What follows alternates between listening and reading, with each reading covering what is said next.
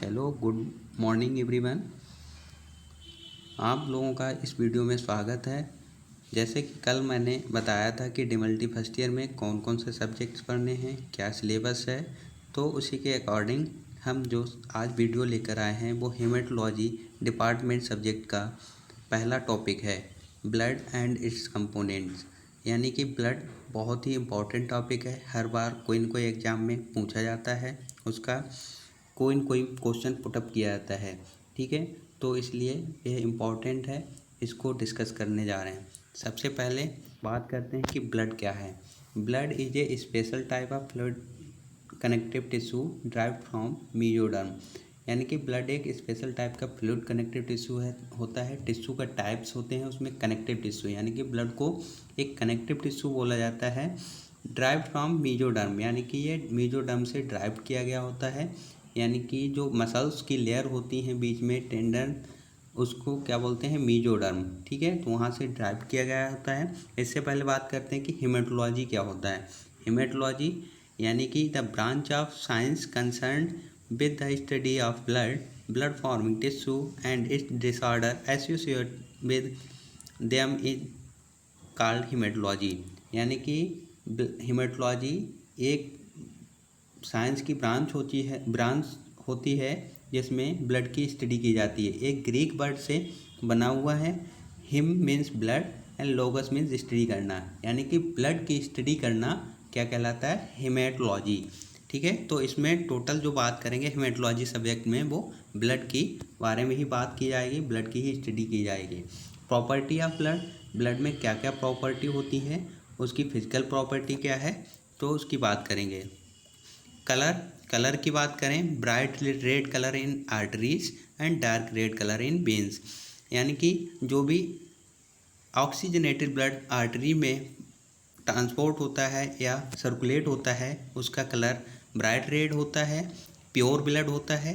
Dark red colour इन veins यानी कि जो भी वेन्स में होता है वो इम्प्योर ब्लड होता है, डीऑक्सीजनेटेड ब्लड होता है, उसका कलर हल्का सा डार्क होता है।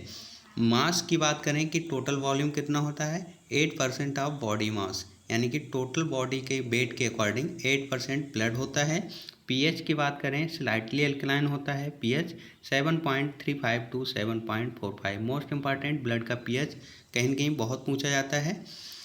टेस्ट साल्टी होता है, temperature 38 degree centigrade, body temperature से हल्का सा इंक्रीज होता है। उसको फ़ारेनहाइट में बात करें तो 100.4 डिग्री फ़ारेनहाइट। विस्कोसिटी यानी कि उसका गाढ़ापन उसकी 3 to 4 times more viscous than water से 3 से 4 टाइम्स उसका विस्कस होता है, गाढ़ा होता है।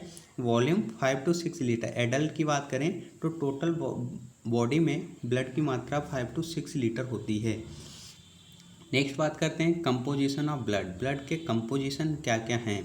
जैसे कोई होल ब्लड को किसी टेस्ट ट्यूब लेके उसको सेंट्रीफ्यूज करते हैं तो उसमें 3 पार्ट्स बन जाते हैं, एक upper part, middle part and lower part. Upper part जो एलोइस कलर का दिख रहा है वो प्लाज्मा होता है। मिडिल पार्ट में हल्की सी लेयर वाइट कलर की दिख रही है वो वफ़ी कोट बोलते हैं। उसमें वफ़ी कोट में वाइट ब्लड सेल्स प्लस आपका प्लेटलेट्स होते हैं। नीचे रेड कलर का जो दिख रहा है वो होता है आपकी रेड ब्लड सेल्स। ठीक है, तो ब्लड में प्लाज्मा 55% अप्रॉक्स होता है। सेलुलर एलिमेंट्स की बात करें यानी कि सेल्स की बात करें तो 45% सेल्स होती हैं। सेल्स में 3 तरह की सेल्स होती हैं, आरबीसी रेड ब्लड सेल्स जिसको इरिथ्रोसाइट्स बोलते हैं, डब्ल्यूबीसी वाइट ब्लड सेल्स जिसको ल्यूकोसाइट्स बोलते हैं, प्लेटलेट्स जिसको थ्रोम्बोसाइट्स के नाम से जानते हैं। नेक्स्ट बात करते हैं प्लाज्मा क्या होता है। Plasma is a pale yellow coloured liquid component, यानी कि पेल येलो कलर का लिक्विड कंपोनेंट होता है ऑफ ए ब्लड का पेल येलो कलर का लिक्विड कंपोनेंट होता है A that hold the cellular element of blood in suspension. यानी कि जो भी सेलुलर एलिमेंट्स होते हैं वो इसी प्लाज्मा में एक सस्पेंशन फॉर्म में होते हैं, होल्ड किए हुए होते हैं। नेक्स्ट बात करते हैं कॉन्स्टिट्यूंट्स ऑफ प्लाज्मा के कॉन्स्टिट्यूंट्स यानी कि अवयव क्या होते हैं, कौन कौन से कॉन्स्टिट्यूंट्स पाए जाते हैं प्लाज्मा में। तो सबसे पहले बात करें प्लाज्मा में वाटर। सबसे ज़्यादा मात्रा, क्योंकि वो लिक्विड होता है, उसमें 91.5% जो होता है वो वाटर होता है। नेक्स्ट प्रोटीन्स, 7% प्रोटीन्स होती हैं, अदर सब्सटेंस 1.5% अदर सब्सटेंस होते हैं। तो वाटर सबसे ज़्यादा मात्रा में होता है।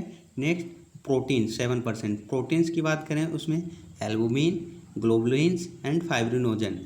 अदर सब्सटेंस सॉल्यूट्स जो होते हैं 1.5%, उनमें आपके electrolytes sodium, potassium, calcium, magnesium, chloride, bicarbonate, sulphate. Gases की बात करें oxygen, carbon dioxide, nitrogen. Nutrient भी होते हैं, जो भी हम लोग खाते हैं उसका न्यूट्रिएंट जो भी होता है वो ग्लूकोज। प्रोटीन लेते हैं वो अमाइनो एसिड्स, जो भी फैट लेते हैं वो फैटी एसिड्स, तो वो न्यूट्रिएंट के फॉर्म में होते हैं। वेस्ट प्रोडक्ट, जो भी वेस्ट प्रोडक्ट होते हैं वो भी उस वाटर के प्लाज्मा पोर्शन में डिजॉल्व होते हैं। Urea, uric acid, ammonia, creatinine, ये सब क्या हैं, प्लाज्मा के कॉन्स्टिट्यूट्स होते हैं। नेक्स्ट बात करते हैं फंक्शन। फंक्शन क्या है, प्लाज्मा का फंक्शन क्या होता है, कॉन्स्टिट्यूट्स एंड फंक्शन। एक टेबल के थ्रू बताया गया है कि वाटर क्या करता है, एब्जॉर्ब करता है, ट्रांसपोर्ट एंड रिलीज हीट, यानी कि हीट जो भी है उसको एब्जॉर्ब करेगा। जो भी बॉडी में हीट निकलती है या हीट बाहर से आती है उसको एब्जॉर्ब करता है।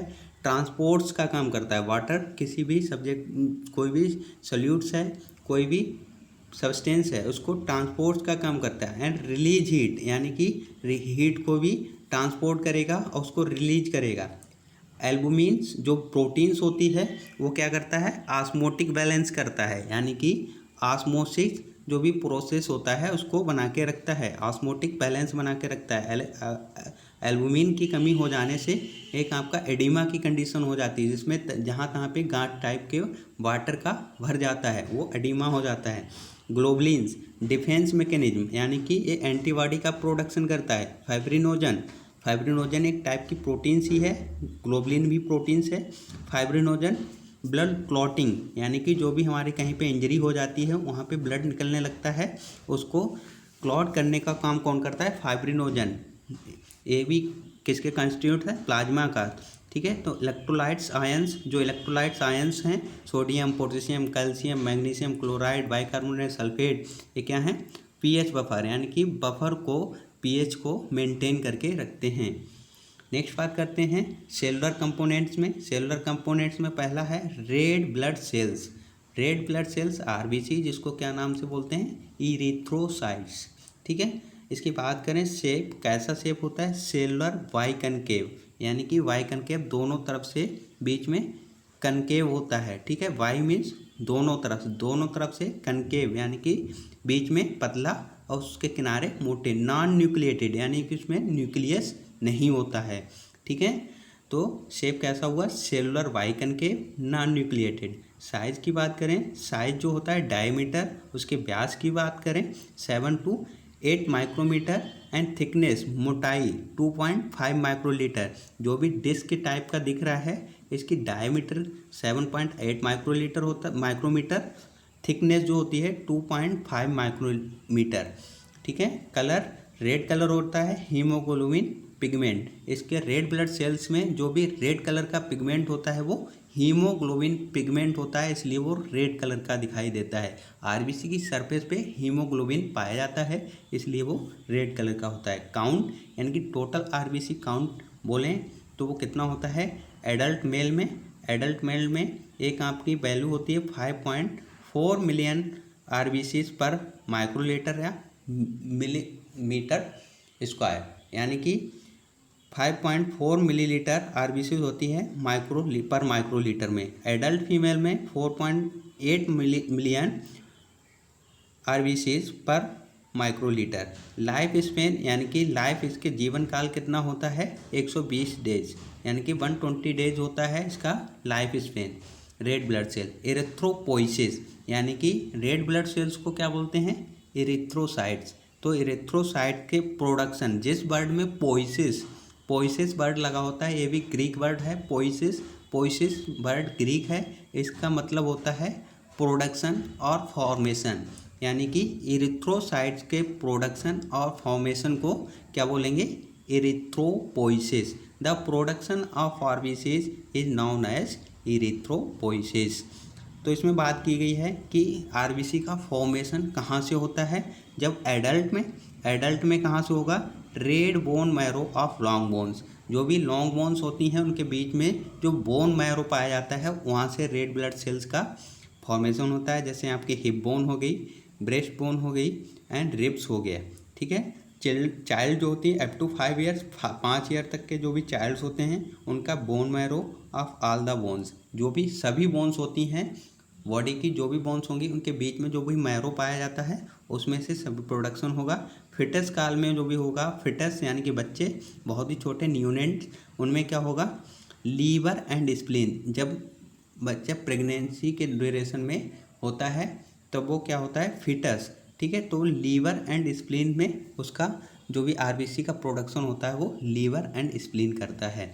ये इंपॉर्टेंट है, कहीं ना कहीं ऑब्जेक्टिव पूछा जाता है। ठीक है, increase in number of RBC known as polycythaemia. जब आरबीसी का नंबर 4.5 मिलियन पर क्यूबिक मिलीमीटर से एबव होगा तो उस कंडीशन को क्या बोलेंगे, पॉलीसाइथीमिया। पॉली वर्ड लग गया है यानी कि ज़्यादा है। ठीक है, decrease in the number of RBC known as the erythropenia या एनीमिया। ठीक है, जिस वर्ड में पीनिया वर्ड लगेगा तो उसका मतलब होता है कम हो जाना, डिक्रीज हो जाना। तो आरबीसी का कम होना, इरिथ्रोसाइट्स का कम होना, that is called erythropenia. Function of RBC, RBC का फंक्शन की बात करें कि आरबीसी की फंक्शन क्या है, इसका मोस्ट इम्पॉर्टेंट फंक्शन होता है transport O2 from lungs to tissue. जो भी हम ऑक्सीजन लेते हैं वो लंग्स में जाती है, लंग्स से ये टिश्यू साइट्स तक ट्रांसपोर्ट काम करता है आरबीसी। ठीक है, आरबीसी की सरफेस पे हीमोग्लोबिन पाया जाता है, वो ऑक्सीजन का ट्रांसपोर्टेशन का काम करता है और टिश्यू साइट से ट्रांसपोर्ट करता है कार्बन डाइऑक्साइड को लंग्स तक। ठीक है, तो transport carbon dioxide from tissue to lungs, यानी कि जो भी कार्बन डाइऑक्साइड बेस्ड प्रोडक्ट, यानी कि जो भी रेस्पायरेशन के थ्रू, सेल्स रेस्पायरेशन के थ्रू जो भी कार्बन डाइऑक्साइड बनी है उसको फिर से दोबारा ट्रांसपोर्ट करके कहाँ लाता है, लंग्स के पास में लेके आता है। ठीक है, तो ये वर्क हो गया। नॉर्मल ब्लड कंटेंट, जो भी हीमोग्लोबिन है उसका कंटेंट दिया है कि कितने कंटेंट्स में होता है। Normal blood content 13 to 15 gram of HB पर 100 ml ऑफ ब्लड। पर 100 ml ब्लड में कितनी मात्रा में हीमोग्लोबिन होती है, 13 to 15 gram. 1 RBC content adult 250 million molecules of HB, यानी कि 1 RBC content about 250 million molecules of HB. Each molecules of HB carries 4 molecules of oxygen. एक हीमोग्लोबिन का मॉलिक्यूल्स 4 ऑक्सीजन के मॉलिक्यूल्स को ट्रांसपोर्ट करता है। ये मोस्ट इम्पॉर्टेंट है कि एक हीमोग्लोबिन का मॉलिक्यूल्स वो कितने ऑक्सीजन के मॉलिक्यूल्स को ट्रांसपोर्ट करता है, तो उसका आंसर होगा 4। ठीक है, वाइट, नेक्स्ट बात करते हैं। पहला हो गया आपका इरिथ्रोसाइट, सेकंड है आपका white blood cells. White blood cells क्या होती हैं, जिसको हम बोलते हैं leucocytes, another name leucocytes. Shape की बात करें, शेप होती है आपकी, शेप होती है अमीबाइड न्यूक्लिएटेड, यानी कि अमीबा टाइप की होती है, न्यूक्लिएटेड यानी कि इसमें बीच में जो दिख रहा है वो न्यूक्लियस होता है। ठीक है, केंद्र, तो उसमें न्यूक्लिएटेड होता है और उसमें इरेगुलर शेप होता है अमीबॉइड, यानी कि अमीबा शेप की जो भी शेप होता है उसके अकॉर्डिंग होता है, तो अमीबॉइड न्यूक्लिएटेड शेप होता है। साइज जो करें बात तो इसकी 12 to 15 माइक्रोमीटर की होती है। इसकी जो डायमीटर होता है कितना होता है, 12 to 15 माइक्रोमीटर। कलर जो होता है वो कलरलेस होता है एंड ट्रांसल्यूसेंट, यानी कि ट्रांसल्यूसेंट या कलरलेस हो सकता है, इसलिए इसको क्या बोलते हैं, वाइट ब्लड सेल्स। काउंट की बात करें, टोटल काउंट 5000 to 10,000 WBCs पर माइक्रोलीटर। इसमें रेंज थोड़ा ऊपर नीचे रहती है। 4000 जो एक्यूरेट रेंज होती है वो 4000 to 11,000 WBCs पर माइक्रोलीटर ये होती है, लेकिन ये एवरेज में दिया गया है तो ये भी सही है। लाइफ स्पेन की बात करें, लाइफ स्पेन में 10 to 10 to 13 डेज। जो भी WBC की लाइफ स्पेन जीवन काल होता है उनका 10 to 13 डेज का होता है। नेक्स्ट बात करते हैं ल्यूकोपोइसिस, यानी कि बात की थी इरिथ्रोपोइसिस। इरिथ्रोपोइसिस में रेड ब्लड सेल्स का फॉर्मेशन कहाँ से होता है और कैसे होता है। ठीक, इसमें बात करते हैं ल्यूकोपोइसिस, यानी कि ल्यूकोसाइट्स में पोइसिस वर्ड लग गया। पोइसिस मीन्स बताया था फॉर्मेशन या प्रोडक्शन, तो ल्यूकोसाइट्स के फॉर्मेशन और प्रोडक्शन को क्या बोलेंगे, leucopoiesis. The production of WBCs is known as the leucopoiesis. WBC के प्रोडक्शन को ल्यूकोपोइसिस बोलते हैं। एडल्ट में ल्यूकोपोइसिस का जो भी एक्शन होता है वो कहाँ होता है, लीवर में होगा, आपका स्प्लीन में होगा, टॉन्सिल्स एंड बोन मैरो। जो भी एडल्ट होते हैं, वयस्क होते हैं, उनमें liver, spleen, tonsil and bone marrow. Foetus में लीवर एंड स्प्लीन। ठीक है, एरिथ्रोसाइट्स एंड ल्यूकोसाइट्स दोनों का फिटस में सेम होता है, लीवर एंड स्प्लीन से। जब ये WBC की जो भी काउंट है वो इंक्रीज होता है, तो उस कंडीशन को increase in number of WBC is known as the leucocytosis and decrease in the number of WBCs is the known as leucopenia. जब नंबर बढ़ेगा WBC का 11,000 से अबव जाएगा तो उसको क्या बोलेंगे, ल्यूकोसाइटोसिस। जब 4,000 से कम होगा तो उस कंडीशन को बोलेंगे leucopenia. Pathological increase in the number of WBC is known as the leukaemia, यानी कि एक वर्ड होता है ल्यूकेमिया, जिसमें पैथोलॉजिकल कोई पैथोजेंस के कारण उसमें क्या होता है, WBC की जो काउंट है वो इंक्रीज हो जाता है, उस कंडीशन को बोलते हैं ल्यूकेमिया, जिसको ब्लड कैंसर्स बोलते हैं। ठीक है, टाइप्स ऑफ WBC। अब WBC के भी कुछ टाइप्स हैं जिसको 2 टाइप से क्लासीफाई किया गया है। एक तो आपका ग्रेन्यूल्स के बेस पे।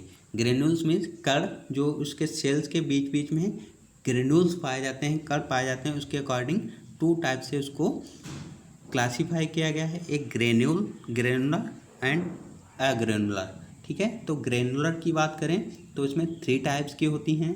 एग्रेनुलर की बात करें उसमें 2 टाइप की। ग्रेनुलर्स में इसमें सेल्स को जो साइटोप्लाज्म होता है उसमें ग्रेन्यूल्स पाए जाते हैं, उसमें कण पाए जाते हैं, उनको बोलते हैं ग्रेनुल्स। ठीक है, ग्रेनुलर में neutrophil, acidophil and basophil.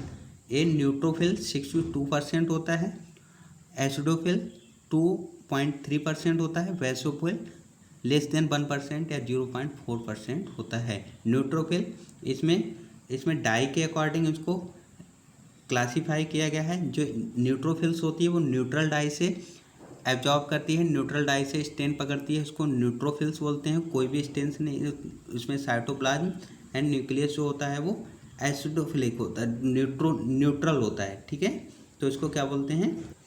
Next बात करते हैं एसिडोफिल्स। एसिडोफिल मीन्स होती है एसिडिक डाई। जो भी एसिडिक डाइस होती हैं उनको एक क्या करता है, एब्जॉर्ब करता है, उसको कलर देता है। ठीक है, तो एसिडोफिल्स होती हैं। बेसोफिल ये बेसिक डाई से, बेसिक डाई एल्कलाइन डाई जो भी होती है उससे ये फिल होते हैं, इसको बेसोफिल कहते हैं। एग्रेनुलोसाइड या एग्रेनुलर के बेस पे 2 टाइप्स के होते हैं, लिम्फोसाइट्स और मोनोसाइट। लिम्फोसाइट्स होती है 30% होती हैं, मोनोसाइट्स होती हैं जो 5.3%। तो एग्रेनुलर में lymphocytes and monocyte. Lymphocyte 30% and monocyte 5.3। Next बात करते हैं ग्रेनुलर WBC, यानी कि ग्रेनुल्स में जो भी ग्रेनुलर्स WBC होती है, न्यूट्रोफिल, एसिडोफिल, जिसको इस्नोफिल एंड बेसोफिल।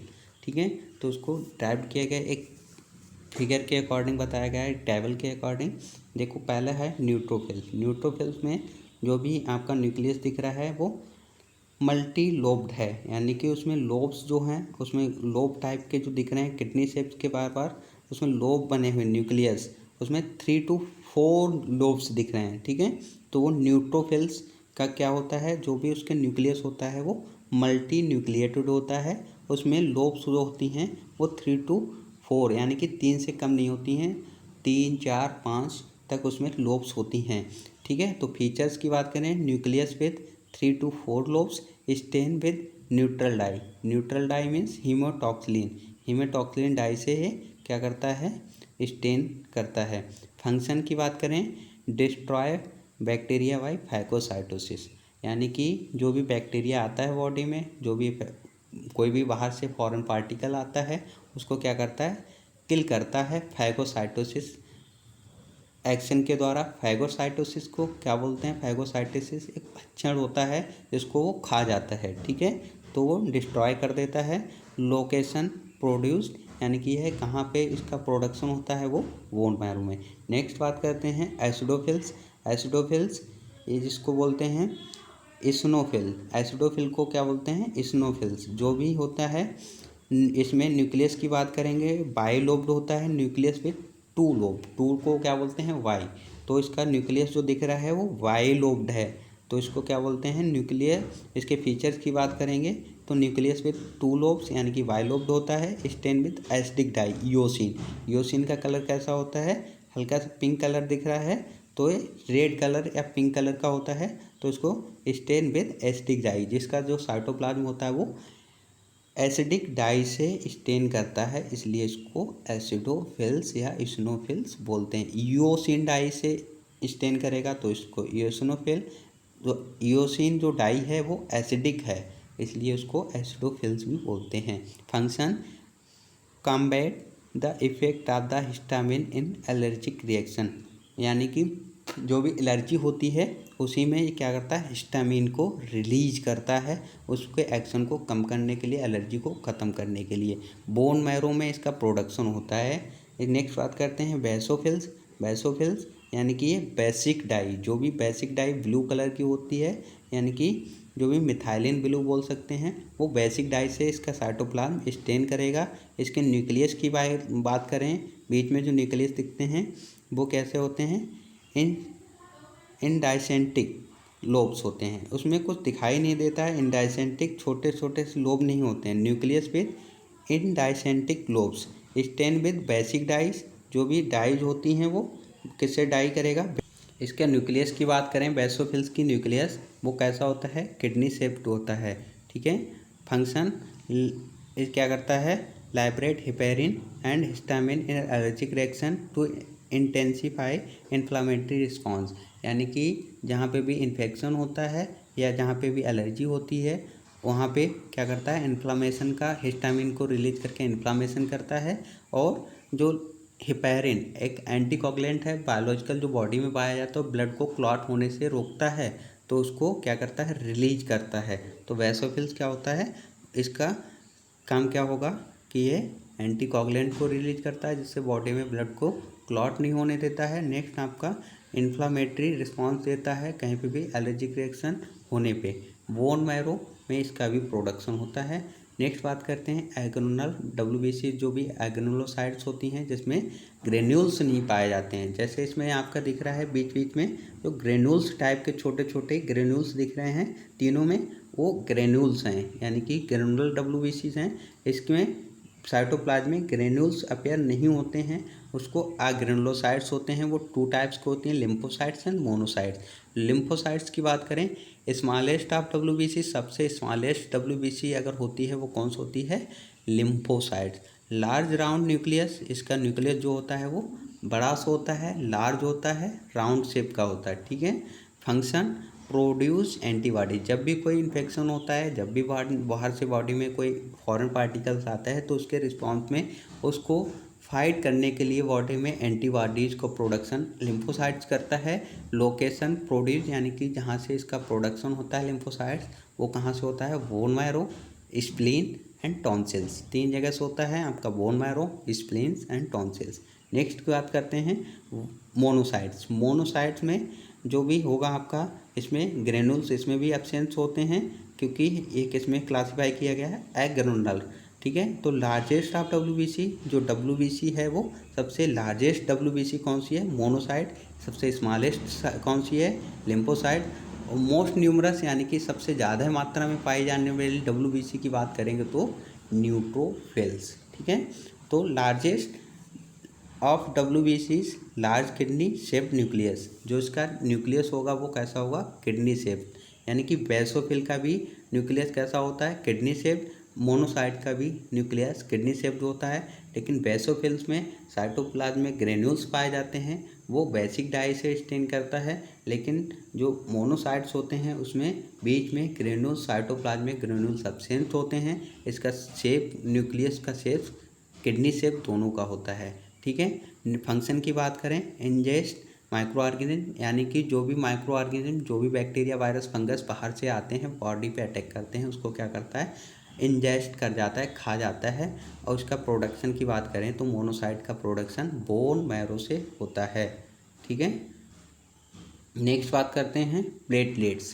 प्लेटलेट्स यानी कि शेप की बात करेंगे, प्लेटलेट्स को अनादर नेम्स थ्रम्बोसाइट्स, प्लेटलेट को थ्रम्बोसाइट्स के नाम से भी जाना जाता है। शेप की बात करेंगे, शेप क्या है, सर्कुलर, बाइकनकेव, नॉन न्यूक्लिएटेड, यानी कि इसमें भी न्यूक्लियस नहीं होता है, ना ही आरबीसी में न्यूक्लियस होता है, ना ही आपके प्लेटलेट्स में न्यूक्लियस होता है। न्यूक्लियस सिर्फ डब्ल्यूबीसी में होता है, इसलिए इसमें सर्कुलर, कन्वेक्स, नॉन न्यूक्लिएटेड। हमें इसमें कैसा होता है, बाई कन्वेक्स, यानी कि दोनों तरफ से जो सतह होगी वो उभरी सी हुई होगी और वो नॉन न्यूक्लिएटेड होगी। इसका शेप जो होता है वो इरेगुलर शेप होता है। ठीक है। इसमें न्यूक्लियस नहीं होता है, बीच बीच में ग्रेन्यूल्स होते हैं। साइज़ की बात करें, सबसे स्मॉलेस्ट होती है 2 to 4 माइक्रोमीटर इसका साइज़ होता है, डायमीटर होता है। काउंट की बात करें तो 1.5 लाख to 4 लाख प्लेटलेट पर microlitre. Life span 5 to 9 days, maximum जो डेज होता है इसका लाइफ स्पेन का एक्सपायर का तो 9 डेज का होता है। फंक्शन ब्लड क्लॉटिंग, जहाँ पे भी आपका इंजरी होती है इसका फंक्शन इंपॉर्टेंट होता है। जहाँ पे भी इंजरी होती है, जहाँ पे भी कट लगता है तो वहाँ पे ब्लीडिंग होती है, ब्लीडिंग को स्टॉप करने के लिए प्राइमरी हीमोस्टेटिक, यानी कि ब्लड के क्लॉटिंग के प्रोसेस को जो भी प्राइमरी फंक्शन करता है वो प्लेटलेट होते हैं। प्लेटलेट उस कटे स्थान पे जाके, वहाँ पे जाके अपना एग्रीगेशन कर लेते हैं, गुच्छे बना लेते हैं और एक प्लग का फॉर्मेशन कर लेते हैं, जिससे वहाँ पे ब्लीडिंग को रोक लेते हैं। तो ये था आपका सेलुलर कंपोनेंट का।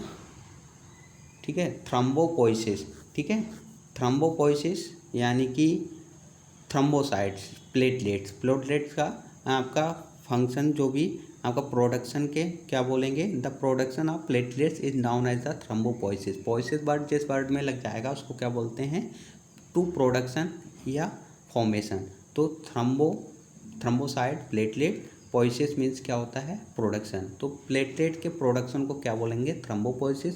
Platelet are the fragments of large cell called megakaryocytes. जो भी बड़ी सी एक सेल्स होती है, बहुत बड़ी सेल्स होगी, उसके छोटे छोटे पार्टिकल्स टूटे हुए को ही क्या बोलते हैं, प्लेटलेट। एक बड़ी सी सेल्स होती है, इसको मेगा कैरियोसाइट्स बोलते हैं, होती है, मेगा कैरियोसाइट्स कहते हैं। मेगा कैरियोसाइट्स के जब उसका प्रोडक्शन होता है, जब वो मैच्योर होती है तो उसमें टूट जाते हैं, उसके छोटे छोटे पार्ट्स हो जाते हैं मेगा कैरियोसाइट्स के, इसको हम क्या बोलते हैं, fragments.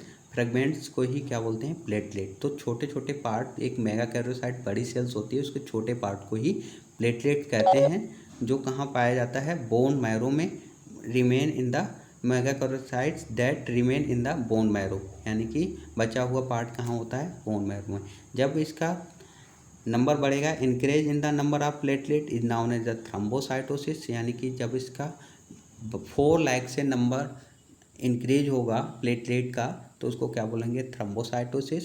Decrease in the number of platelet is known as the thrombocytopenia, यानी कि प्लेटलेट का 1.5 लाख से कम होना, उस कंडीशन को क्या बोलेंगे, थ्रम्बोसाइटोपिनिया।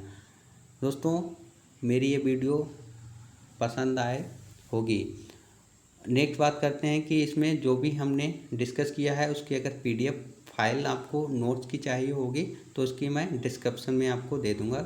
ठीक है। Thanks for watching.